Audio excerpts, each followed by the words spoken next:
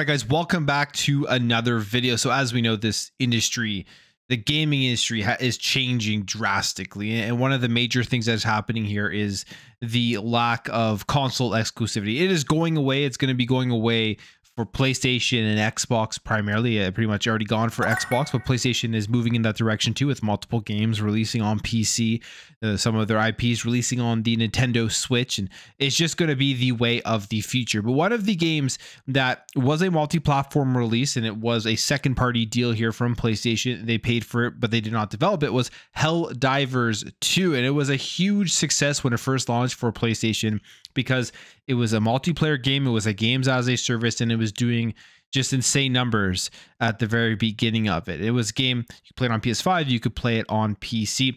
And I thought this game was going to last for a long time. I thought it was going to be very successful and have lots of longevity, but it looks like that may not be the case. And it does feel like here PlayStation is learning how hard it is to have a successful multiplayer and games as a service game. This is an article here from Forbes that just recently came out, and it says after the initial success, Helldivers 2 has lost 90% of its players with no signs of recovery. And I am one of those players. I'm somebody who did pick this game up on Steam. I haven't really jumped back in for a decent amount of time. It's not a bad game. It's actually a very fun game. It didn't hold my attention long enough. It says here, there's always some annoyance when player count declines are brought up in the gaming space, but in this case, it's a fairly significant story.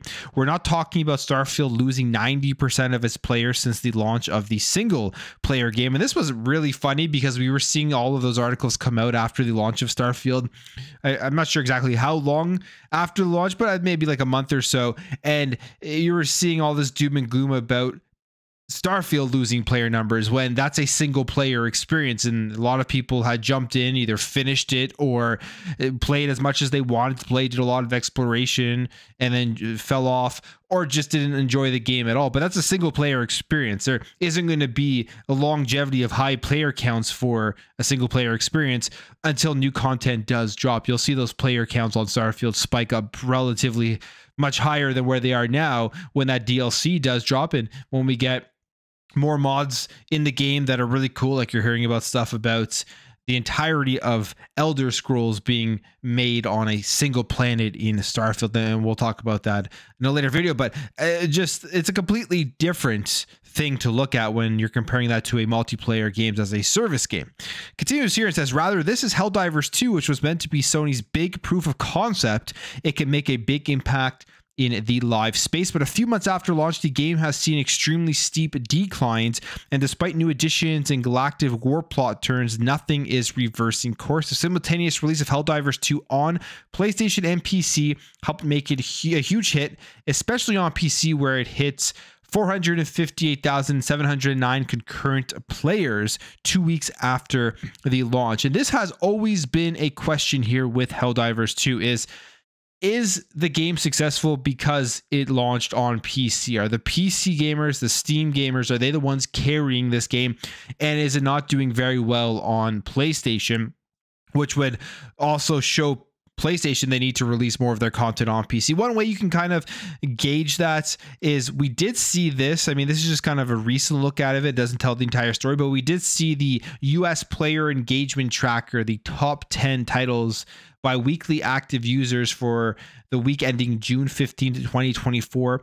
And one of the things that stood out here was that Helldivers 2 is actually at number 2 on Steam on PC on the charts, but it was nowhere in the top 10 on the PlayStation 5. So you can see here that there was far more engagement for Helldivers 2 on PC versus on the PlayStation 5. And not very surprising, but that's just kind of what it is. And if you're PlayStation, you're Sony, you're looking at this and you're thinking, how do we attract our console gamers to be able to want to play these games and be engaged for long periods of times for these multiplayer games? You have a game like Concord that is going to be coming out. How is that going to stack up on PlayStation versus on PC?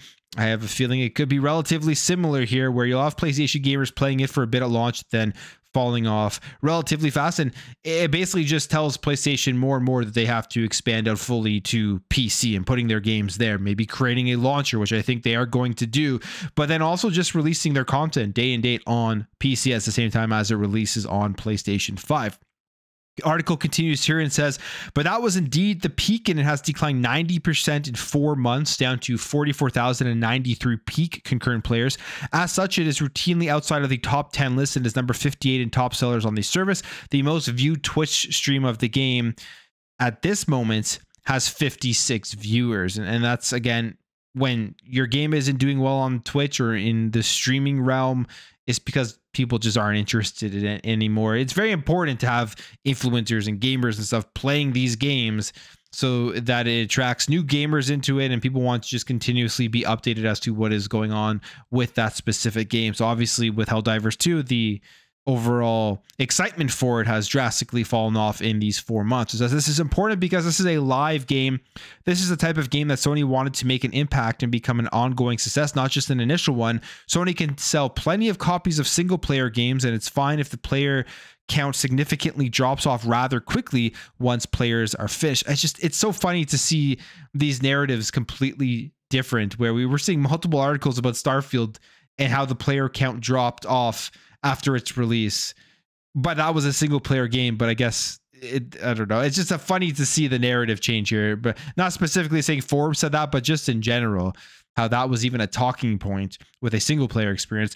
But it says here, but there's no finishing Helldivers, which is constantly adding new gear, cosmetics, major orders, and new fronts of the war. Players most recently have been complaining that higher levels were too punishing to be fun, but after a large scale buff patch, it barely moved the needle.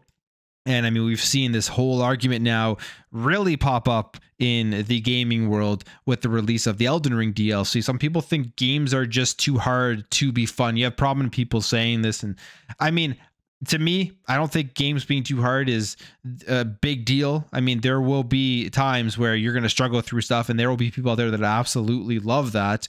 And you just don't have to play those games if you think that they are too hard. But I guess if you make them just way, way too hard, it's going to cut off a large amount of people that actually do want to play the game itself. So that would affect overall player numbers. It continues here and says, looking at the numbers, there has been no significant surge other than a brief spike when a mass automation invasion happened, but interest fell sharply after a week. And since the game has continued to shed players quickly, the other issue here are format, both in terms of content, but also monetization. This is not a game that has announced any major expansions like other live PvE games might. The timeline of what is added and when is a surprise, and even a major event like the introduction of a new enemy race to fight, the Illuminate, will arrive at some point, will not cost anything to participate in. So to me, as a gamer, as a consumer, I mean, that's a great thing when they're adding free content. Of course, that is a good thing, but you're going to probably see the business and the suits in the back end seeing the player numbers drop and the game not generating any more revenue if not enough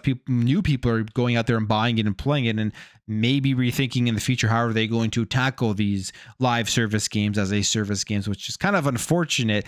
But again, that also just goes back to the whole marketing side of a video game. If you have to make sure that people get excited for new content on a continuous basis. We've seen this story play out so many times. One of the biggest ones is Halo Infinite, where that game had incredible gameplay. It was extremely fun, and there's a lot of hype around it at launch. But because there was no roadmap for continuous content coming out for it on the multiplayer side, it fell off drastically in terms of player counts. It did a great job eventually getting it to a state where it's really fun and there's lots of content. But by that point, it was seemingly too late when people have so much choice in games to play, in multiplayer games and games as a service. They're not going to stick around if it takes you months and months or a year or so after the launch of a multiplayer live service game to get content out there. And that's always been an issue that we see happening within these styles of games.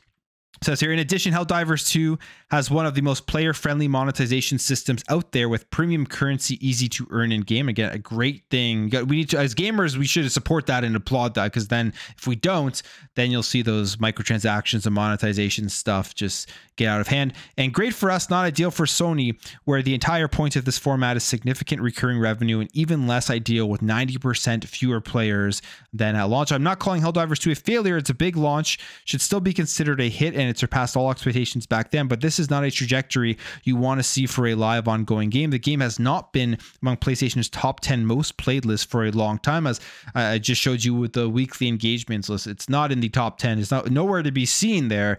And will it ever get back up there? And if you're PlayStation and you're Sony, as a company that has taken a slower time to transition to having that multi-platform strategy and getting games on PC and trying to get people into your ecosystem that way, you at this point right now, they probably want to make sure that a lot of people on PlayStation are playing these live service games. In the future, if they have a huge ecosystem of PC players specifically playing their games and they fully transition, it may not be as big of an issue then. But as of right now, for a game like Helldivers 2, they're probably thinking we have to get more people to want to play this on PlayStation and stay engaged with it.